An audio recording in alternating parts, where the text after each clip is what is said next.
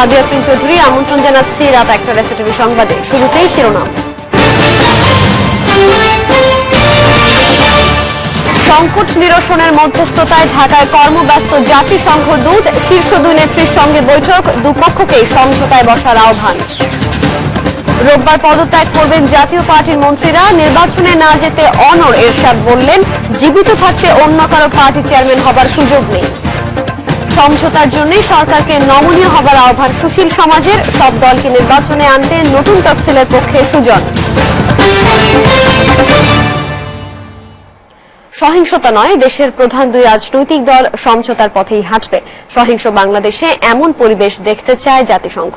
চলমান রাজনৈতিক সংঘাত নিরসনে মধ্যস্থতা করতে ঢাকায় আসা জাতিসংঘের সহকারী মহাসচিব অস্কার ফার্নান্দেজ তারানকো শনিবার প্রধানমন্ত্রী শেখ হাসিনা এবং বিরোধী দলীয় নেতা বেগম খালেদা জিয়ার সঙ্গে রুদ্ধদ্বার বৈঠকে এমন আশাবাদ জানান। সুষ্ঠু ও শান্তিপূর্ণ নির্বাচনের স্বার্থে সংবিধানের মধ্যে থেকেই সমাধান খোঁজার পরামর্শ দিয়েছেন তারানকো। প্রথমেই জানাচ্ছি জাতিসংঘ দূতের সঙ্গে বিরোধী দলীয় নেতার বৈঠকের খবর। বিরোধী দলীয় নেতা বেগম খালেদা জিয়া এবং জাতিসংঘ মহাসচিব বান কি মুনের বিশেষ দূত অস্কার ফার্নান্দেজ তারানকোর বৈঠকে সব বিষয়ই আলোচনা হয়েছে। তবে আরেক দফা বৈঠকের পরেই বিস্তারিত জানানো হবে। শনিবার রাতে গুলশানে বিএনপি চেয়ারপারসনের বাসভবনে প্রায় 2 ঘণ্টার এই বৈঠক হয়। সন্ধ্যা 7:05 তারানকো বেগম জিয়ার বাসভবনে প্রবেশ করেন। রাত 9:15 পর্যন্ত বৈঠক করেন তারা। বৈঠকের শুরুতেই দুপক্ষের প্রতিনিধিরা থাকলেও পরে বেগম জিয়া এবং তারানকো একান্তে আলোচনা করেন। বৈঠক শেষে বিএনপির ভাইস চেয়ারম্যান শমশের মোবিন চৌধুরী সাংবাদিকদের জানান, দ্বিতীয় দফা আলোচনা শেষেই উভয় পক্ষ থেকে তারানকো খালেদার বৈঠকের বিস্তারিত জানানো হবে।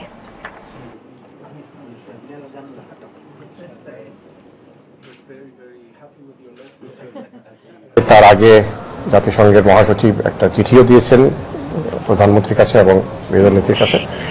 তো সেই প্রেক্ষিতে আলাপ আলোচনা হয়েছে বিস্তারিত এবং ঐক্যমত আসা হয়েছে যে আগামীতে আবার আলাপ আলোচনা হবে।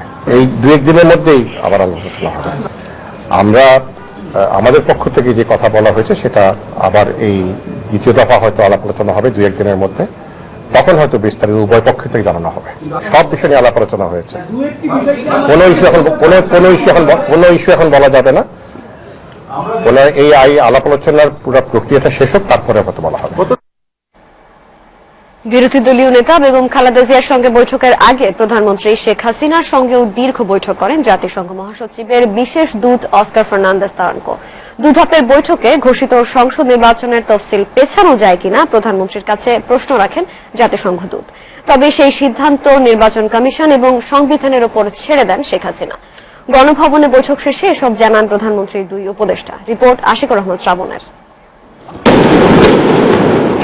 গত 1 মাসে সোনার বাংলা রূপ নিয়েছে অবরোধ আর হরতালের বাংলায়। পুড়ছে গাড়ি, ঝলসে যাচ্ছে জীবন্ত মানুষের শরীর, দীর্ঘ হচ্ছে মৃত্যুর মিছিল। কিন্তু এত কিছুর পরেও প্রধান দু দলের দা কুমড়া সম্পর্ক উন্নতির বদলে তুলিয়ে যাচ্ছে অবনতির অতলে। দুই বিপরীত মেরুকে সমমেরুতে আনতে চলতি বছরই দ্বিতীয় মেয়াদে বাংলাদেশে বিশ্বের মোড়ল বলে খ্যাত জাতিসংঘের মহাসচিবের বিশেষ দূত। রুটিন আলোচনায় শনিবার বিকেল 4টায় প্রধানমন্ত্রীর সাথে বৈঠকে বসেন 5 সদস্যের প্রতিনিধি দলের নেতা অস্কার ফার্নান্দেজ তারানকো। 2 ঘণ্টার বৈঠকটি 2 ভাগে বিভক্ত ছিল। প্রথম দফায় দলবল সহ বৈঠক চলে ঘণ্টাখানেক। পরের ঘণ্টায় শুরু হয় হাসিনা তারানকোর রুদ্ধদ্বার বৈঠক। বৈঠক পরবর্তী ব্রিফিংয়ে প্রধানমন্ত্রীর পররাষ্ট্র বিষয়ক উপদেষ্টার মুখে শোনা গেল যে দাবি আদায়ে 18 দলের এত হরতাল অবরোধ সেটি নাকি আলোচনার টেবিলে খুব একটা জায়গায় করতে পারেনি। ইলেকশন যা হবে সেটা সংবিধানের বাইরে হবে না। অ্যাসিস্ট্যান্ট সেক্রেটারি জেনারেল এই পয়েন্টটা বলেছেন। এর মানে কেয়ারটেকার গভর্নমেন্ট এগুলি নিয়ে কোনো আলাপ হবেও না, হওয়ার এখন প্রয়োজন নেই। নির্বাচনকালীন সরকারের পক্ষে মত দিলেও সমঝোতার পথে নির্বাচনের দিকে এগিয়ে যাওয়ার আহ্বান ছিল সফররতদের। এমন তথ্য জানান আরেক উপদেষ্টা। সহিংসতা সেটা কিন্তু তারা কোনোভাবেই মেনে নিতে পারেন না। ইউএন যে ম্যান্ডেট অনুযায়ী তারা মনে করেন সবাই সব ধরনের ভায়োলেন্স পরিহার করে এবং সমঝোতার ভিত্তিতে আলোচনার মধ্য দিয়ে নির্বাচনকে একটি সুষ্ঠু পরিবেশ তৈরি করার উদ্যোগ সবাই গঠন করবেন। সমঝোতার জন্য নির্বাচন পেছানো যায় কিনা তারানকোর এমন পরামর্শে প্রধানমন্ত্রীর পক্ষ থেকে সাংবিধানিক বাধ্যবাধকতার বিষয়টি তুলে ধরা হয় বলে জানা যায়। উনি জিজ্ঞেস করলেন ইলেকশন একটু পিছানো যায় কিনা। সেখানে প্রধানমন্ত্রী বলেন এটা এই ব্যাপারটা ইলেকশন কমিশনের সঙ্গে ডিসকাস করতে, কেন যা কিছু করি সংবিধানের ভিতরে করব, এর বাইরে আমাদের যাওয়ার কোনো সুযোগ নেই। তবে একান্ত বৈঠকের সেই 1 ঘন্টায় কি কি বিষয়ে আলোচনা কিংবা সিদ্ধান্ত হয়েছে সে বিষয়ে স্পষ্ট কিছু বলা হয়নি বৈঠক পরবর্তী এই সংবাদ সম্মেলনে। আশিকুর রহমান শ্রাবণ, SATV, ঢাকা। এর আগে আওয়ামী লীগের একটি প্রতিনিধি দলের সঙ্গে বৈঠক করেন অস্কার ফার্নান্দেজ তারানকো। রাজধানীর প্যান প্যাসিফিক সোনারগাঁও হোটেলে ওই বৈঠক শেষে বড় দু দলের মতো পার্থক্য দূর করতে জাতিসংঘ দূতের উদ্যোগ সফল হবে বলে নিজের আশার কথা জানান আওয়ামী লীগের সাধারণ সম্পাদক সৈয়দ আশরাফুল ইসলাম।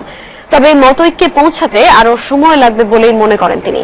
বৈঠকে সৈয়দ আশরাফের সঙ্গে ছিলেন ভূমিমন্ত্রী আমির হোসেন আমু, শিল্পমন্ত্রী তোফায়েল আহমেদ, প্রধানমন্ত্রীর পররাষ্ট্র বিষয়ক উপদেষ্টা গওহর রিজভী, আওয়ামী লীগের যুগ্ম সাধারণ সম্পাদক মাহবুবুল আলম হানিফ এবং সাবেক বাণিজ্য মন্ত্রী ফারুক খান। এর আগে শনিবার বেলা 11টার দিকে পররাষ্ট্র মন্ত্রণালয়ে গিয়ে মন্ত্রী আবুল হাসান মাহমুদ আলীর সঙ্গেও বৈঠক করেন তারানকো।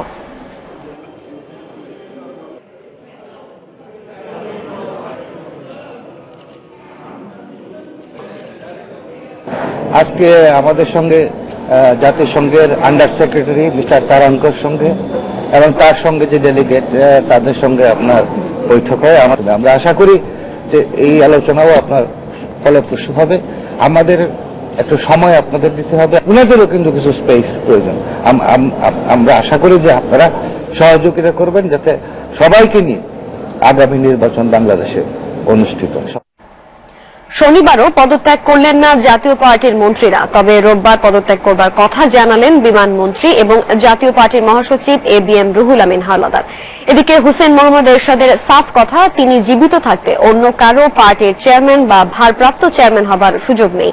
যদিও নিজেকে চেয়ারম্যান হিসেবে দাবি করলেন এরশাদেরই এক সময়ের ঘনিষ্ঠ সহচর কাজী জাফর আহমেদ। রিপোর্ট করছেন জুনায়েদ আলী সাকি।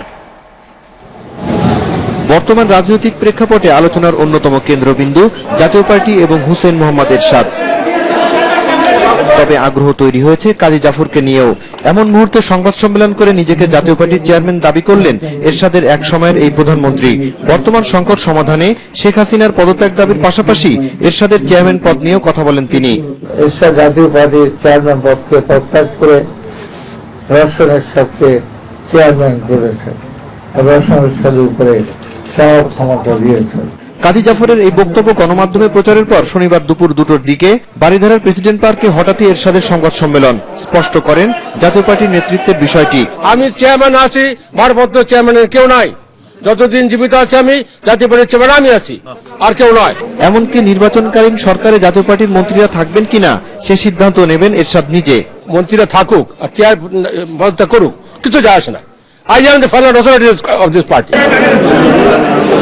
এরপরই এরশাদের সঙ্গে দেখা করতে তার বাসায় যান জাতীয় পার্টির মন্ত্রীরা। পরে সাংবাদিকদের সঙ্গে কথা বলেন পার্টির মহাসচিব। আজকে ছুটির দিন এবং মাননীয় প্রধানমন্ত্রী তিনি কার্যালয়ে নেই। আগামী কালকে যে কোনো সময় আমরা তাদের অ্যাপয়েন্টমেন্ট নিয়ে আমরা সেখানে যাব এবং ইনশাআল্লাহ আগামীকালকে আমরা জমা দেব। প্রধান দুই দলের টানাপোড়েনে জাতীয় পার্টির গুরুত্ব বেড়ে যাওয়ায় নেতাকর্মীদের মাঝেও লক্ষ্য করা যাচ্ছে চাঙ্গা ভাব। জুনায়েদ আলী সাকি, SATV, ঢাকা। চলমান সংকট নিরসনে প্রধান দু দলের সমঝোতার উপরই জোর দিচ্ছেন সুশীল সমাজের প্রতিনিধিরা। এ লক্ষ্যে সরকারকেই নমনীয় হওয়ার অনুরোধ তাদের। তবে সহিংসতার পথ থেকে তারা সরে আসতে বলেন বিরোধী দলগুলোকেও। সুশাসনের জন্য নাগরিক সুজন আয়োজিত সংবাদ সম্মেলনে শনিবার তারা এসব কথা বলেন। আর সুজনের মতে প্রধান বিরোধী দলের অংশগ্রহণ নিশ্চিতে নির্বাচন কমিশনের উচিত নতুন করে তফসিল ঘোষণা করা। শামীমা সুলতানার রিপোর্ট। চলমান পরিস্থিতি নিয়ে রাজধানীর সেগুনবাগিচায় রিপোর্টার্স ইউনিটি মিলনায়তনে সুজনের এই সংবাদ সম্মেলন। সাম্প্রতিক পরিস্থিতি নিয়ে নিজেদের উদ্বেগের পাশাপাশি সুশীল সমাজের প্রতিনিধিরা তুলে ধরেন সংকট উত্তরণে তাদের পরামর্শ। এ সময় সুজন সম্পাদক বলেন, সংবিধানের ৫৫ সংশোধনী জনগণের মতামতের প্রতিফলন নয়, বরং একপাক্ষিক। বর্তমান অবস্থায় সরকারের করণীয় যেমন তেমনি তফসিল নিয়ে নির্বাচন কমিশনকেও নতুন করে ভাবতে বলেন তিনি। সেনাবাহিনীকে একতরফা একদলীয় নির্বাচনে জড়িত ও বিতর্কিত করা থেকে বিরত থাকুন। উভয় দলের কাছে আমাদের আবেদন, তারা যেন এই এরশাদের সাথে এই নাটকের অবসান ঘটান। সুজনের বক্তব্যের সঙ্গে সম্পূর্ণ একমত ছিলেন সংবাদ সম্মেলনে উপস্থিত সুশীল সমাজের প্রতিনিধিরাও। প্রধানমন্ত্রীর কর্তৃত্বে এবং বাইরে অথরিটি অধীনে কার্যকর হইবে। তো আমার অনেক ক্ষমতা আছে, আমি যদি বলি যে সামনের 2 মাস আমি এই ক্ষমতা প্রয়োগ করব না, তাহলে তো হয়ে গেল। কোন দলই আসলে গণতন্ত্রকে বিশ্বাস করে না, কারণ গণতন্ত্র মানে হচ্ছে যে জনগণকে জিজ্ঞেস করা। তবে সুশীল সমাজ মনে করছে বিরোধী দলেরও উচিত সহিংসতার খেলা বাদ দিয়ে সংলাপে বসা। শামিমা সুলতানা, এনসিটিভি, ঢাকা। নিচে একটা বিরতি, ফিরে এসে থাকছে। তৃতীয় দফার অবরোধ ও সংঘর্ষ, গাড়িতে আগুন, কোন দলের নির্দেশ না মানতে সরকারি কর্মকর্তাদের প্রতি বিএনপির আহ্বান।